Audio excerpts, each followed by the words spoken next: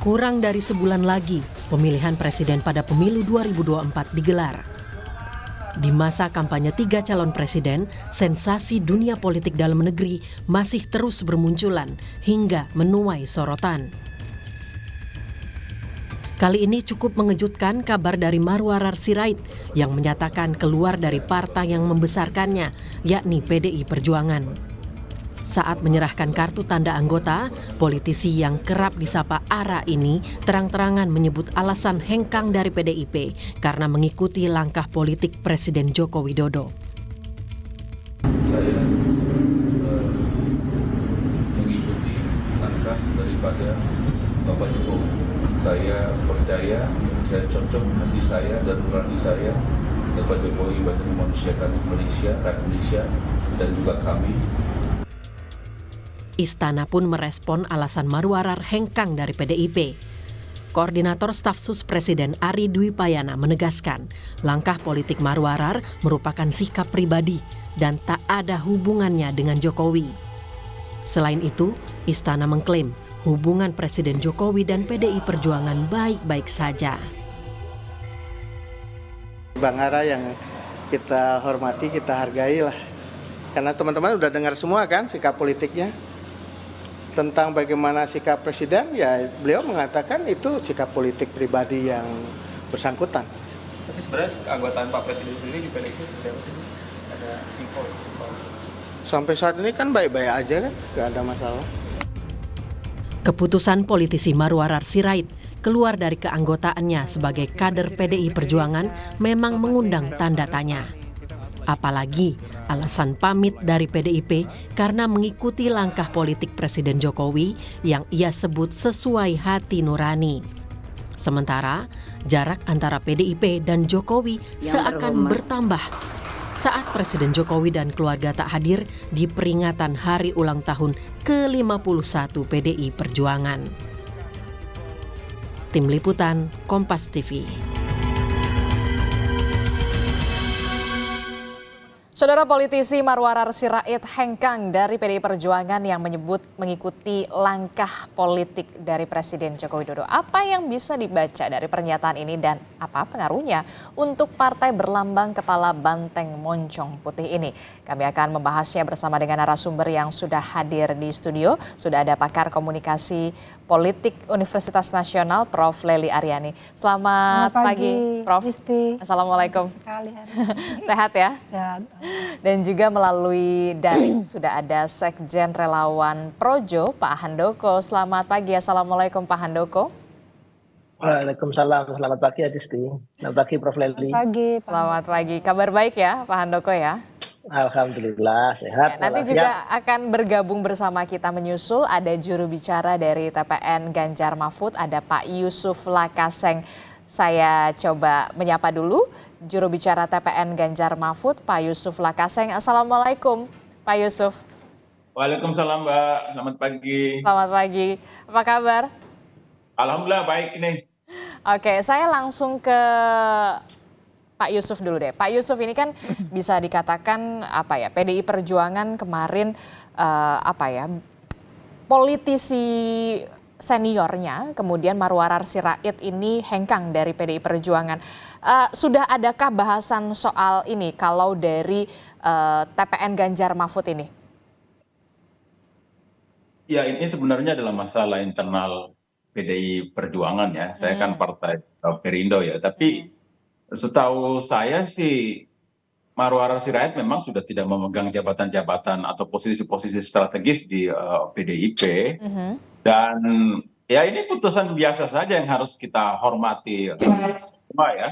Tidak ada yang luar biasa. Di TPN Ganjar juga di tim pemenangan nasional Ganjar Mahfud juga Marwarar tidak berperan signifikan. Jadi kami tidak kehilangan. Jadi kalau mau dibilang ini juga tidak menambah dan tidak juga mengurangi gitu.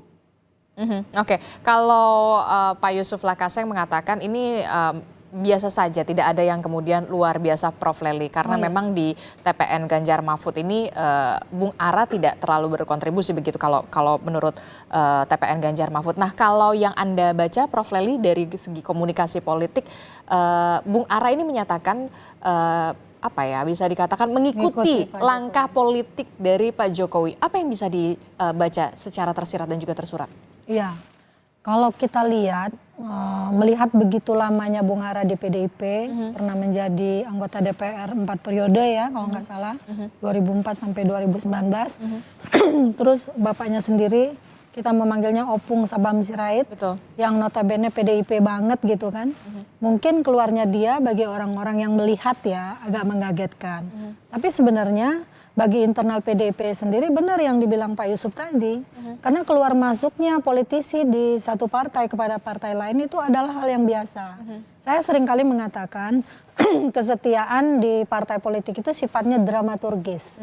Jadi ya bukan berdasarkan kasih sayang sebenarnya kan. Jadi sehingga orang seenaknya aja keluar masuk juga tergantung pilihan politiknya. Sehingga orang membatasi nih, di dalam partai politik itu kan ada anak biologis, katanya ada anak ideologis. Bung Ara mungkin hampir dinasbikan sebagai anak ideologis. Saking lamanya, saking turun-menurunnya gitu dan sebagainya. Tapi beberapa teori sebenarnya menyiapkan pandangan berbeda. Ideologis itu adalah sebuah praktek bagaimana mempertahankan manipulasi diri di dalamnya, termasuk salah satu diantaranya. Thomson itu pernah mengatakan itu. Dan dia dinegosiasikan bagaimana cara menjalin hubungan dengan kekuasaan. Itu sebab misalnya kita melihat Golkar itu yang bertahan 32 tahun dalam kekuasaan, ketika mereka kemudian bersanding dengan orang yang kalah dalam pilpres, mereka nggak betah. Keluar itu, termasuk membangun partai politik baru dan seterusnya. PAN juga demikian, Pak Amin Rais dengan Zulkifli juga pecah, kemudian satu bertahan, satu mendirikan partai lain. Nah ini adalah sesuatu yang biasa sebenarnya Disti. Jadi kalau ada pandangan PDIP akan rugi enggak? Bu Mega pernah tadi mengatakan kemarin ya, PDIP itu besar udah ulang tahun ke-50-an gitu ya, udah setengah abad lah gitu. Artinya bukan karena orang-orang tertentu. Dan juga kita juga ingat, kayaknya saya karena di Kompas TV ini udah belasan tahun juga jadi narsum, jadi mengawal juga kan. Bagaimana ketika Pak Jokowi di Wali Kota Solo, benar-benar mesin partai yang bekerja, bukan Pak Jokowinya. Karena waktu itu Pak Jokowi belum punya nama. Betul. Ketika dia menjadi wali kota misalnya. Jadi identifikasi individual pada partai politik tertentu tidak abadi. Nah, kalau tergantung bagaimana dia menjalin relasi dengan kekuasaan. kalau dari sepenglihatan, sepengamatan Prof Leli ini, ketika mengembalikan kartu tanda anggota, apakah ini kemudian dilakukan secara tiba-tiba ataukah kemudian berkontemplasi dulu, kemudian kalau tidak salah juga sebelum bertemu dengan dari PDI Perjuangan begitu ya, mengunjungi dulu, sempat berkunjung ke Presiden Joko Widodo kalau tidak salah di Instagramnya Bang Ara juga diposting, diunggah begitu. Iya. Anda melihatnya seperti apa? Iya, saya bilang ini bagian dari negosiasi identitas diri. Sebenarnya ada 10 tahapan dalam proses itu. Apakah dia tetap bisa bertahan dalam suatu kelompok yang membuat tidak nyaman lagi karena ada persaingan di dalamnya. Ataukah dia lebih milih berada di kelompok lain yang kemudian bisa membuat dia punya relasi tertentu. Pada relasi kekuasaan terutama, kan notabene Pak Jokowi masih berkuasa. Nah inilah barangkali yang menyebabkan, barangkali juga ya dia sudah berbicara dengan Bu Mega, kita tidak pernah tahu. Atau dia tidak berbicara hanya pada Pak Jokowi. Pak Jokowi lalu kemudian dia meminta saran untuk berpendapat. Saya ingin berada di sini. Dan itu terbuka, Pak Jokowi terbuka, PDIP juga saya rasa terbuka. Itu kan disorot media ketika dia menyerahkan kembali kartu keanggotaan. Ini menurut saya jauh lebih gentleman ya Ara, ketimbang orang-orang yang bermain di dua kaki gitu loh.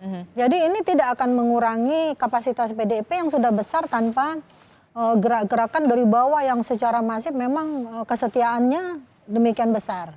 Itu intinya.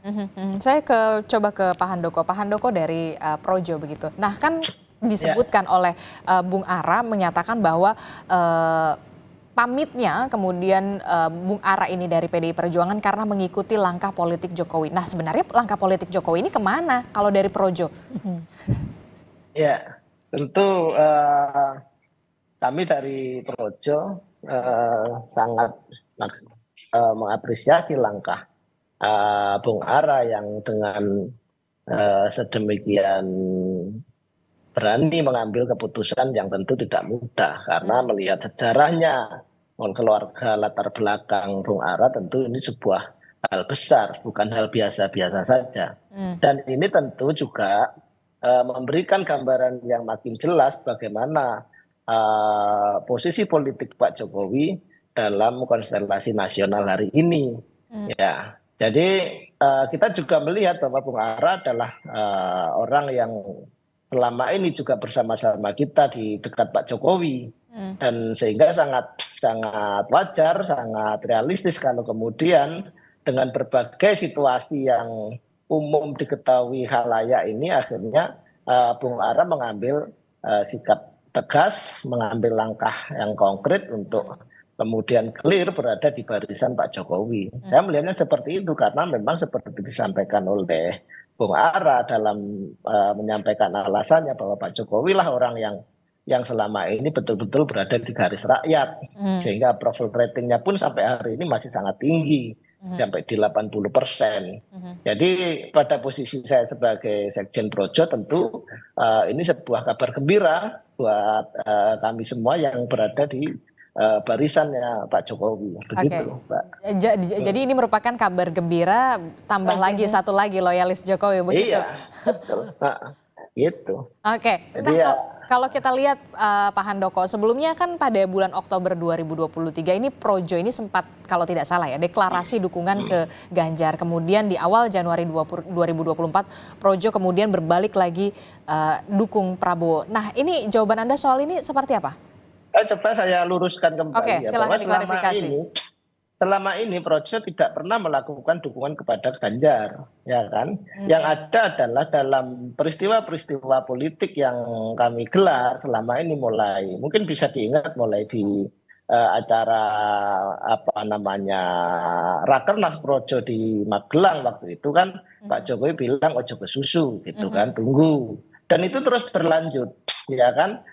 Kemudian kami sambung lagi dengan kegiatan-kegiatan, kami menggali aspirasi rakyat di seluruh Indonesia dengan rangkaian 30 kegiatan musyawarah rakyat di berbagai kota waktu itu. Kami tidak ada deklarasi kepada satupun pasangan calon atau kepada siapapun gitu kan. Kemudian deklarasi yang kami lakukan hanya pada saat pasca Rakernas di Senayan 14 Oktober kemarin dari arena Rakernas, kemudian kami bergerak ke Rumah Kertanegara ke tempatnya Pak Prabowo, kami mendeklarasikan dukungan kepada Pak Prabowo. Jadi selama ini kami juga tidak pernah melakukan deklarasi dukungan kepada Mas Ganjar, sehingga bukan balik begitu, enggak, tetapi kami melakukan deklarasi sekali 14 Oktober kemarin kepada Pak Prabowo Subianto. Oke, jadi kemudian ini dibantah tidak ada perbedaan di tubuh relawan dari Projo, tidak ada pecah kongsi atau semacamnya begitu, Pak Handoko? Ya, sikap Projo clear. Sikap Projo adalah tegak lurus selama ini nunggu arahan dari Pak Jokowi. Pertama kan Pak Jokowi bilang ojo ke susu di Borobudur. Kemudian di acara puncak musra di Senayan juga disampaikan untuk tunggu dulu, nanti pasti dikasih tahu kan begitu. Kami sudah dikasih tahu berarti. Sekarang sudah dikasih tahu. Dengan segala kejadian ini kan orang sudah bisa menafsirkan, karena tentu kami tidak mungkin melakukan langkah-langkah politik strategis tanpa gitu kan, tanpa sepengetahuan atau tanpa restu dari Presiden Jokowi. Itu yang clear itu, sehingga kami memang selalu ada di garis itu. Gitu. Oke, Prof. Lely. Saya kira benar tuh Desti yang disampaikannya. Karena kan sebelum beliau jadi narsum kita sering bareng Mas Budi Ari ya. Saya juga hampir di semua TV. Apa yang dimukakannya benar. Jadi memang konsekuensi dari kelompok kepentingan. Jadi dalam media komunikasi politik, relawan ini adalah kelompok kepentingan. Jadi kelompok kepentingannya bukan hanya pada kekuasaan, tapi memenangkan orang yang memang mereka dukung. Yang secara afiliasi mereka lihat bahwa inilah yang bisa kita jadikan sebagai pemimpin. Secara ketokohan? Secara ketokohan. Jadi siapapun dia kan. Tapi kebetulan Projo memang sudah dibangun sejak 2014. Jadi dia terlepas dari partai politik. Nah tapi kelompok kepentingan yang berafiliasi dengan partai politik juga banyak. Gitu kan.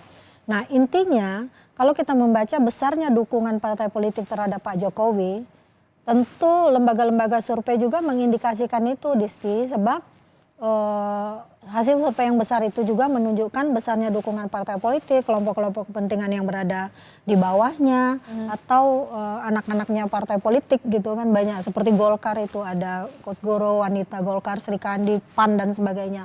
Itu luar biasa memang kelompok kepentingannya.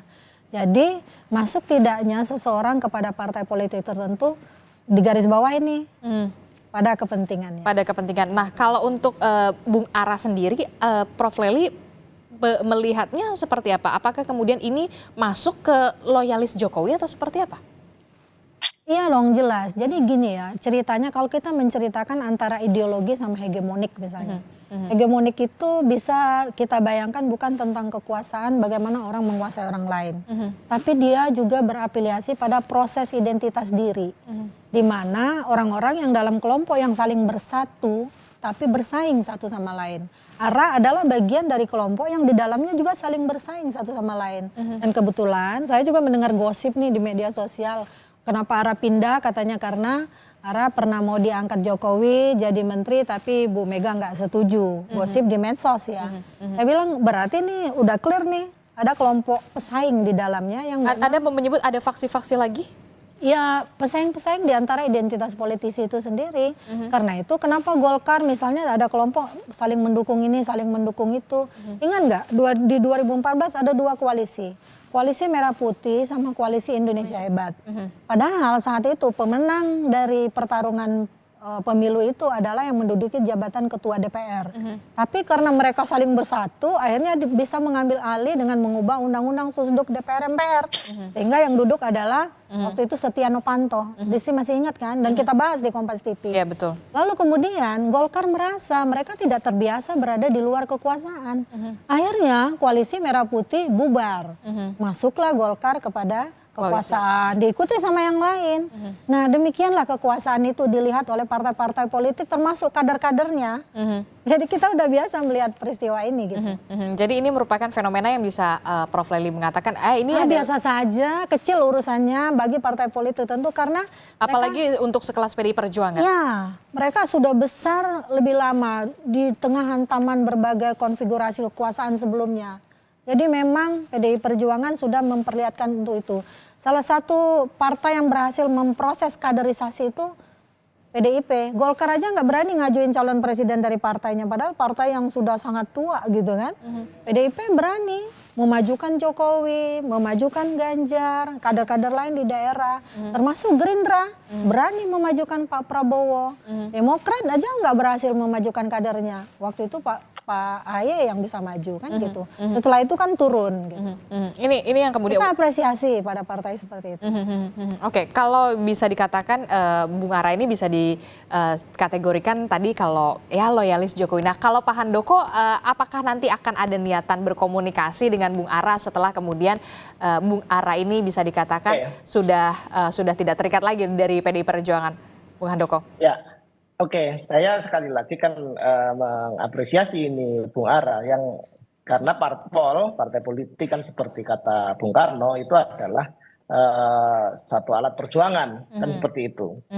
Alat untuk mewujudkan demokrasi, kesejahteraan rakyat dan lain-lain. Maka ini adalah haknya Bung Ara untuk menggunakan alat apapun dalam melakukan perjuangan. Bagi saya sekali lagi itu suatu kabar gembira dan saya sampaikan kepada Bung Ara, selamat bergabung dalam barisan Pak Jokowi di pemilu 2024 ini. Pasti kami juga nanti akan melakukan komunikasi-komunikasi lebih lanjut dan mudah-mudahan Bung Ara akan memainkan peran penting dalam Pilpres 2024 ini di barisan Pak Jokowi seperti itu. Oke, berarti nanti akan ada rencana untuk berkomunikasi dengan Bung Ara ya setelah ini ya, Pak Handoko? Ya tentu itu hal yang sangat biasa, lumrah komunikasi itu karena kita sudah lama lah bareng-bareng dalam barisan Pak Jokowi udah 10 tahun ini kan kita bareng-bareng di situ. Seperti itu Mbak. Oke.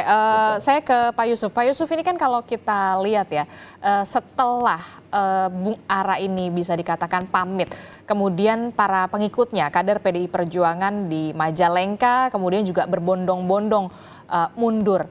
Nah, kalau kita lihat Bung Ara ini kan kemudian dalam tanda kutip memelihara begitu ya barisannya di Subang konstituennya begitu ya, di Subang, di Majalengka, kemudian di beberapa wilayah begitu di Jawa Barat. Nah, untuk mengisi kekosongan ini, bagaimana kemudian dari TPN Ganjar Mahfud? Mbak Disti, PDIP ini partai yang sangat teruji oleh sejarah. Jangankan arah seorang, partai ini udah pernah dirujak oleh Orde Baru, tapi dia malah kokoh berdiri bahkan bertransformasi menjadi partai pemenang pemilu berulang-ulang di zaman reformasi. Dan saya juga mengutip pengalaman sejarahnya, ingat tokoh-tokoh yang keluar dari PDIP itu nasibnya tidak pernah besar. Roy Bebe Janis, Laksamana, Soekardi, dan siapa lagi? Coba sebut. Tidak ada besar dalam perpolitikan nasional. Semua langsung kerdil. Jadi PDIP ini adalah partai yang teruji, terinstitusionalisasi. PDIP, partai yang membesarkan kader, bukan sebaliknya kader yang membesarkan partai. Jadi kalau arah pergi, maka itu ya biasa saja dalam dinamika kontestasi yang memang tinggi. Sama kayak Budiman juga, mungkin mereka merasa bahwa size politiknya terlalu besar, tapi PDIP memberi peran kecil, sehingga mencari lapangan yang lain untuk membuat agar kemudian aktualisasi dirinya bisa lebih besar. Dan itu soal normal saja. Ara dan saya ini sama-sama kita pendukung Jokowi dulu. Bedanya adalah ketika peristiwa MK, saya menganggap bahwa Jokowi tidak bisa lagi jadi role model, sudah merusak demokrasi.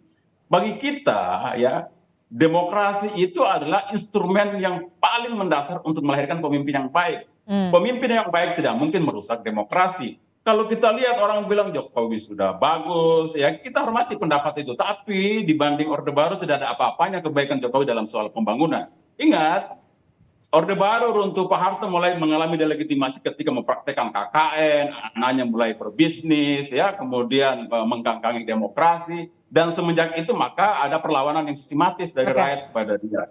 Nah Jokowi juga begitu, Mbak.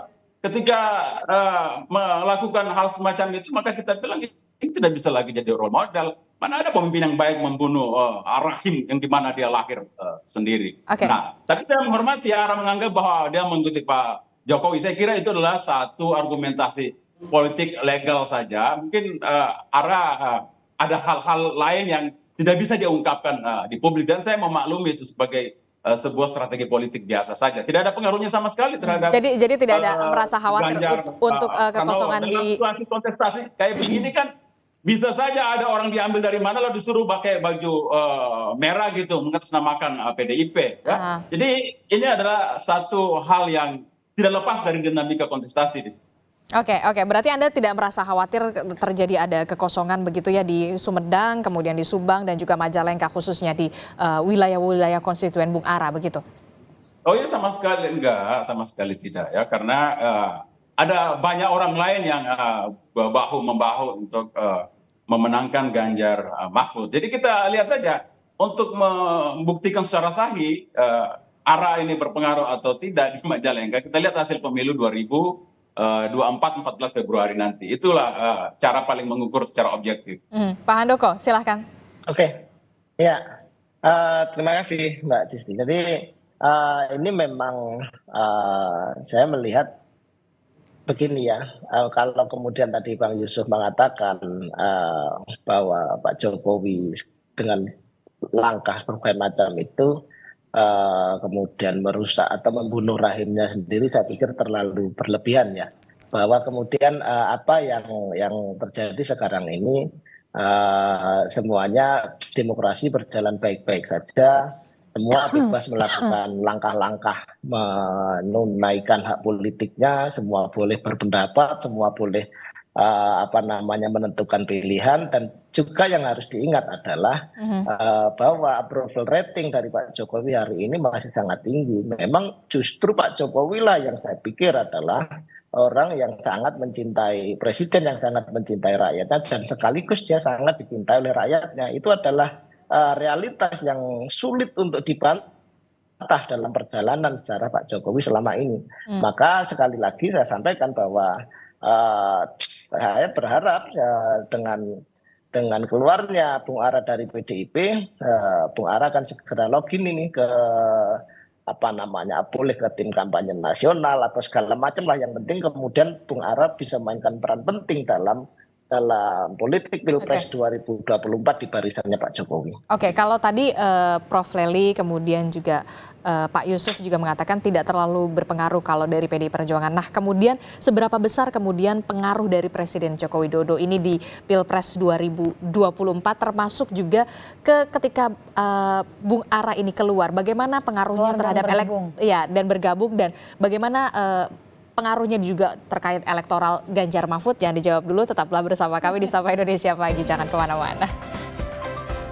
Terima kasih Anda masih bersama kami di Sapa Indonesia Pagi. Saudara, kita masih membahas soal bagaimana salah satu politisi dari PDI Perjuangan yang memilih untuk pamit atau mundur, yakni Marwarar Sirait. Dan seberapa besar juga pengaruhnya terhadap elektabilitas partai, yakni PDI Perjuangan, dan juga apakah punya pengaruh juga besar kepada elektoral Ganjar Mahfud. Masih kita bahas bersama dengan Prof. Lely di studio, ada Pak Handoko, kemudian juga ada Pak Yusuf Lakaseng. Saya ke Prof. Lely dulu. Prof. Lely, ini kan kalau tadi kata Pak Yusuf, kata Prof. Lely, dari segi partai gitu PDI Perjuangan kehilangan dalam tanda kutip Bung Ara ini tidak menjadi soal begitu ya. Nah, lalu pengaruhnya ke elektoral Ganjar Mahfud ini seperti apa? Iya, saya kira kan Ganjar Mahfud juga selama ini dengan adanya Ara kan juga kita masih melihat bagaimana elektabilitasnya. Jadi artinya tidak ada pengaruh Ara di dalamnya, itu satu. Yang kedua, pada Ara sendiri akan ada dua problem yang terjadi pada dirinya, termasuk tempat dia berpindah tadi. Jadi kelompok-kelompok yang menganggap Ara ini pengkhianat misalnya ya, itu tidak akan memberikan simpati dan empati kepada Ara. Sehingga justru malah keberadaan Ara di Pak Jokowi justru mendegradasi dari dukungan-dukungan yang selama ini bersimpati pada Pak Jokowi. Tapi di pihak lain juga bisa membuat dukungan itu bertambah. Karena Ara dipungsikan misalnya, sementara dia adalah pendukung loyalisnya Ara, bukan pendukung PDIP-nya. Tapi kebanyakan pendukung-pendukung dari politisi PDIP ini adalah pendukung partainya. Nah, itu dinamikanya. Kenapa survei terakhir di Kompas elektabilitas partai PDIP tetap tinggi dibandingkan elektabilitas calon presiden yang diusung oleh PDIP. Jadi tidak linear hubungannya itu, bahwa tidak otomatis dukungan terhadap PDIP itu langsung mendukung Ganjar dan Mahfud. Nah, dinamika semacam inilah yang membuat tiga hal akan terjadi. Yang pertama tentang asosiasi. Sejauh mana pemilih nantinya mengasosiasikan si Ara ini. Apakah benar adalah tokoh PDIP yang kemudian membelot kepada Pak Jokowi lalu kemudian dinilai sebagai pengkhianat, atau dituduh sebagai orang yang benar-benar ingin membesarkan Pak Jokowi. Yang kedua ada reinforcement namanya. Reinforcement itu penguatan. Inilah yang bisa menguatkan para pemilihnya. Menguatkan juga yang dibangun oleh organisasi di sekeliling Pak Jokowi. Lalu yang ketiga modeling. Nah, tergantung nih modeling. Dan ingat, saya ingin mengatakan, ketika nanti Prabowo dan Gibran terpilih, Prabowo bukanlah Pak Jokowi. Kita tidak tahu apa yang terjadi pada nasib Ara, kan seperti itu. Kalau dia terus dipungsikan, maka dia akan besar. Tapi kalau tidak, seperti yang dikatakan Pak Yusuf, itu aja. Sejarah bisa kembali terulang. Sejarah bisa terulang. Oke, ini kan yang bisa dikatakan pihak mana yang paling diuntungkan dengan adanya manuver-manuver semacam ini? Tidak ada yang diuntungkan, tidak juga ada yang dirugikan, biasa-biasa saja. Partai politik memang membangun relasi kemana-mana. Jadi akar-akarnya, sayapnya, kakinya, cangkangnya dibuat sejauh mungkin supaya bisa membesarkan apa yang mereka bangun, tujuan-tujuan politiknya. Ingat, klausul pembentukan partai politik itu adalah untuk merebut dan mempertahankan kekuasaan. Seharusnya PDIP kalau Pak Jokowi masih berada di PDIP mempertahankan kuasanya dengan melanjutkan dengan pilihan yang lainnya, yaitu tokoh yang dipilih oleh partai politiknya. Tapi apa boleh buat daripada gepeng ya, karena ternyata Pak Jokowi tidak lagi yang Pak Yusuf katakan tadi apa, membunuh rahimnya. Itu asumsi semacam itu masih ada di kalangan masyarakat. Jadi nggak bisa juga menafikan. Nah, saya menerima banyak istilah-istilah baru sepanjang kampanye Pilpres ini. Ada termasuk malin kundang, cerita rakyat yang bisa dinegosiasikan untuk cerita seperti ini. Nah, ini juga yang akan terjadi dalam melihat sosok-sosok atau figur-figur yang kemudian sekarang masuk dalam lingkaran-lingkaran masing-masing calon-calon presiden ini. Tapi kalau kita lihat nih ya, Prof. Lely, setelah terpublikasi begitu luas begitu ya, Bung Ara ini kemudian pamit mundur dari PDI Perjuangan, pihak sebelah kemudian menggelar karpet merah. Bahkan Partai Solidaritas Indonesia melalui akun Instagramnya Raja Juri Antonio mengatakan kita gelar karpet merah muda. Anda melihatnya inikah kemudian menjadi keuntungan dari salah satu pihak begitu? Keuntungan siapa? Keuntungan mungkin dianggap keuntungan bagi Ara sah-sah saja karena Ara tiba-tiba punya posisi lebih tinggi sebagai fungsionaris di partai tertentu bisa jadi. Termasuk soal Kaisang tiba-tiba jadi ketua umum. Karena tadi saya bilang ini tentang negosiasi identitas diri. Teorinya juga disiapkan itu tokohnya namanya Ting Tommy. Sejauh mana orang masih merasa nyaman pada suatu kelompok tertentu sehingga dia merasa bebas melakukan apapun dibandingkan ketika dia pindah kepada kelompok lain. Partai politik adalah bagian yang suka loncat-loncat. Ada 158 partai yang dibuat ketika reformasi, tersaring lewat peraturan dan perundangan menjadi 48. Lalu terpilih cuma berapa partai? 10. Rakyatlah yang akan menyaringnya. Termasuk tokoh-tokoh yang kemudian dianggap tidak loyal, tidak setia, pengkhianat itu akan dihukum oleh rakyatnya. Jadi kita lihat saja nanti sejarah akan membentuk branding image seperti apa terhadap figur-figur yang keluar masuk partai tapi tanpa komitmen misalnya. Gitu aja. Oke, Pak Handoko, kalau Prof. Lely mengatakan sebenarnya tidak terlalu berpengaruh begitu ya terhadap baik itu di elektoral Ganjar Mahfud ataupun tidak ada pihak yang diuntungkan begitu. Kalau Anda melihatnya Pak Handoko seperti apa? Saya melihatnya justru berbeda. Apa perbedaannya? Bung Ara ini bukan gambaran dari politisi yang keluar masuk login ke sana kemari, tidak. Tapi dia dilahirkan dan dibesarkan. Kita tahu siapa bapaknya, ya kan.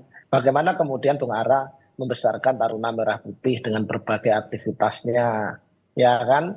Dan jangan lupa Bung Ara juga banyak pengikut. Kalau tidak ada pengaruhnya tentu tidak akan seheboh ini. Memang amplitudo dari Bung Ara tidak bisa kita lihat secara personal hanya Marwarar Sirait, tapi dengan segala faktor kesejarahan dan apa yang selama ini dilakukan oleh Bung Ara baik di DPR RI ataupun dengan Taruna Merah Putihnya yang selama ini dilakukan dan kemudian bagaimana dalam proses pemenangan Pak Jokowi, tentu sangat naif kalau kita bilang bahwa keluarnya Ara ini tidak punya pengaruh apa-apa terhadap konstelasi politik nasional gitu. Pasti punya pengaruh gitu. Dan saya pikir dengan nama besar Marwarar Sirait dan akar kesejarahan yang begitu panjang yang dimulai dari bapaknya, tentu ini bukan suatu yang sesederhana yang disampaikan Prof. Lely tadi, begitu Mbak. Mbak Disti, justru menurut saya di sana dilemanya. Jadi karena dari mulai si Opung, Sabam Sirait yang PDIP, Ara sendiri yang berpuluh tahun di PDIP, akan terjadi dua emosi rasa pada para pendukungnya. Itu tadi dianggap Ara yang pengkhianat, Ara yang tiba-tiba diiming-iming kekuasaan tiba-tiba pindah. Sehingga mendegradasi Ara sendiri bagi para pendukungnya. Jadi ada dua problem di sana, tidak secara otomatis Ara berpindah, para pendukungnya akan berpindah kepada dia. Karena mereka anggap, loh dia saja mau berkhianat dengan partai yang begitu lama mengusungnya, dengan kakek-kakek, nenek, bapaknya yang sudah ada sana bertahun-tahun. Mungkin bisa terjadi demikian. Dan dalam politik itu sudah terbukti banyak hal itu terjadi gitu loh. Kecuali pada Orde Baru. Pada Orde Baru kita menyaksikan orang-orang yang keluar dari Golkar membentuk partai sendiri, termasuk Pak Wiranto dan seterusnya. Apakah bisa eksis? Tidak. Jadi yang besar Golkar itu diobok-obok setelah 32 tahun berkuasa, ditentang lewat reformasi, tetap paling nomor urut 2 atau 3 paling rendah. Oke, akarnya masih ada di partai dalam. politik dari nomor 1 bisa turun ke nomor 5 dan 8 loh gitu. Oke, silahkan Itu Pak Handoko. persoalannya. Ya, saya begini ya. Itu nanti akan kita uji dalam bagaimana publik menilai. Orang kan juga tahu dengan berbagai hal yang dialami Bung Ara, misalnya. Yang puncaknya misalnya paling heboh lah, paling heboh waktu itu beliau di 2014 sudah pakai baju putih, kemudian mau dilantik jadi menteri, kemudian tidak jadi, dan berbagai peristiwa lain misalnya. Itu tentu saya meyakini jauh sekali Bung Ara ini kemudian dipersepsikan orang sebagai pengkhianat. Kalau saya meyakini itu, karena justru dengan selama ini Bung Ara menunjukkan bagaimana loyalitasnya terhadap partai, bagaimana gentleman dia, segala macam itu. Sehingga saya pikir terlalu jauh kemudian orang akan menganggap Bung Ara ini sebagai pengkhianat gitu. Oke, Pak Tapi Yusuf. akan melihat sebagai seorang yang memang memiliki ketegasan dalam menentukan sikap seperti itu. Oke, Pak Yusuf, kalau tadi Pak Handoko bilang katanya kalau misalkan tidak punya pengaruh yang sebegitu besar tidak mungkin seheboh ini. Ya ini juga nggak heboh, biasa aja. Nah, sebenarnya Ara ini sedang melakukan perjudian politik dalam karir politiknya, dalam perjalanan politiknya ya. Kenapa Anda mengatakan seperti itu? Ya karena begini, ada fakta sejarah, semua orang yang keluar dari PDIP itu tidak menjadi besar.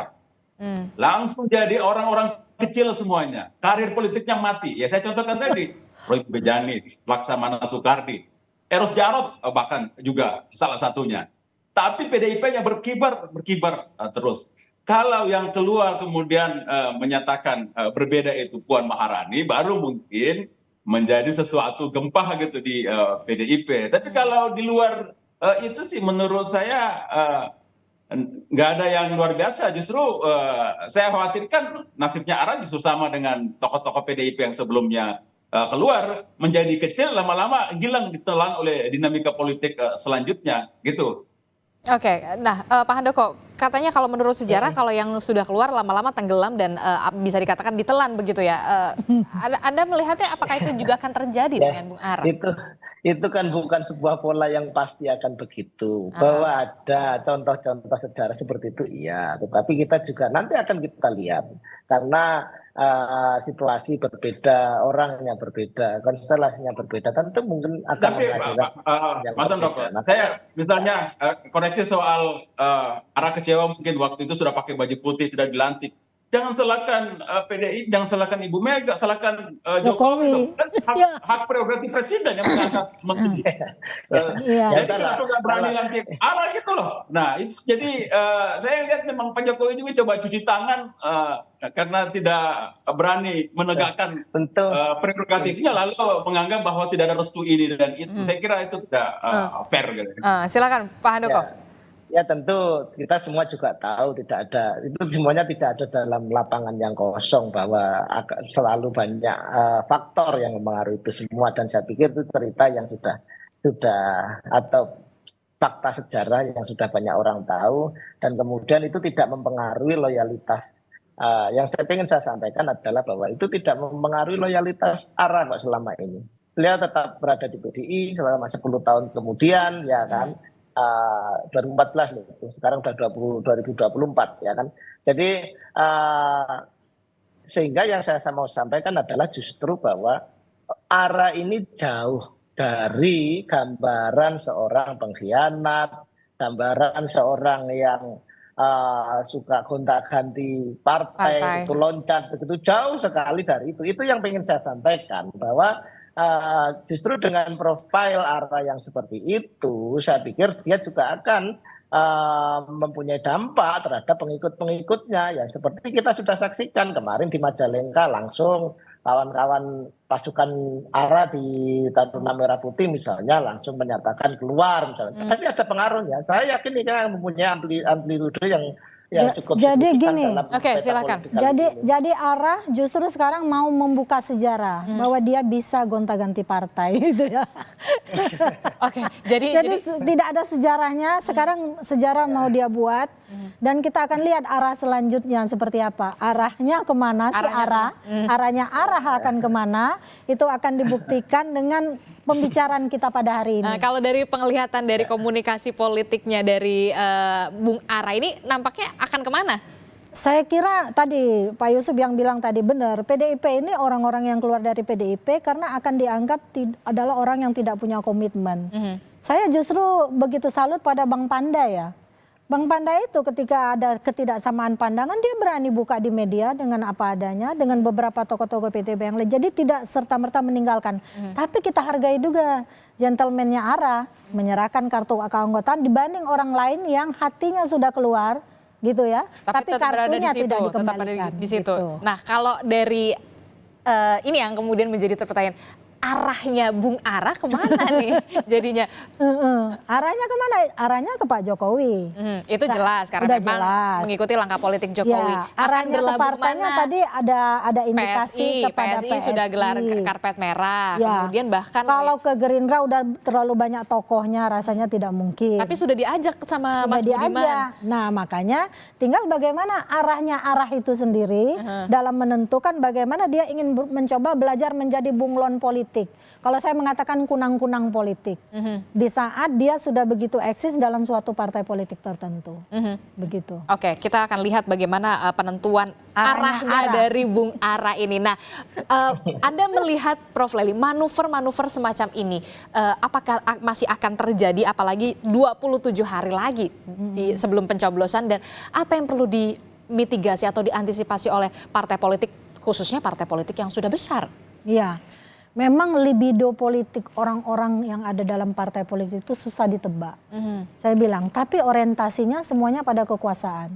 Jadi katakanlah bilang rakyat-rakyat. Coba kita lihat bagaimana bertebarannya narasi-narasi di media mainstream dan sosial yang mengatakan rakyat. Tapi ketika terpilih, komunikasi antara yang memilih dan yang dipilih selesai ketika yang dipilih itu terpilih. Itu biasanya yang terjadi.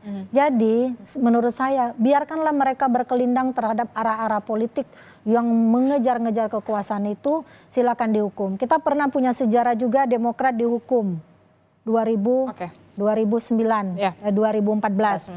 Kenapa di saat Pak SBY dikatakan begitu besar jasanya, berbuat begitu banyak, kenapa Demokrat turun angkanya? Karena apa? Itu hukuman rakyat. Nanti partai politik tertentu juga yang dirasakan oleh rakyat melakukan hal-hal yang menyakiti hati rakyat suatu saat akan dihukum juga. Dan itulah arah politik yang benar menurut saya ketika pemilih sudah dicerdaskan.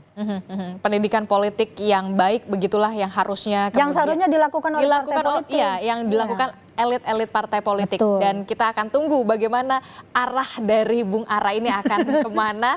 Dan tentu saja apa ya, bisa dikatakan tetap saja rakyat sudah cerdas, biar rakyat kemudian yang menilai nantinya di hari pencoblosan 14 Februari 2024. Terima kasih Prof. Lely sudah bergabung bersama kami untuk perspektifnya. Pak Handoko, terima kasih. Terima kasih. Pak Yusuf Lakasing, terima kasih. Sehat-sehat selalu Bapak-bapak dan juga Ibu. Terima kasih. Assalamualaikum.